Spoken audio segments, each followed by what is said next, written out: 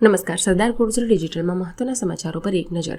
બેદરકારી તંત્રની પણ ભોગવવાનું ખેડૂતોને. માતરના માછિયેલ ગામમાં કેનાલના પાણી 100 વીઘા જમીનમાં ઘૂસ્યા. આણંદની બોરસદ ચોકડી ખાતે 50 લાખથી વધુના ખર્ચે બનેલ બગીચામાં ફ્લાવર શો ખુલ્લો મુકાયો. નડિયાદમાં સંતરામ રોડ શાક માર્કેટની દુકાનોમાં ભીષણ આગ. આગમાં 6 જેટલી દુકાનો લપેટાઈ. અમદાવાદના જમાલપુરામાં નળમાંથી ડહોળા પાણી સાથે નીકળ્યો કણો. તંત્રની બેદરકારી સામે રોષ. બનાસકાંઠાના થરાદ સાંજોર હાઈવે પર બાઇક અને કાર વચ્ચે કંફાર ટક્કર. પ્રસંગમાં જતા 2 યુવકોના મોત. સુરત પાલિકા વિસ્તારમાં આયુષ્માન કાર્ડના નામે ગોરખધંધો. અપડેટ કરવા હજારો રૂપિયાના ઉઘરાણાનો આરોપ.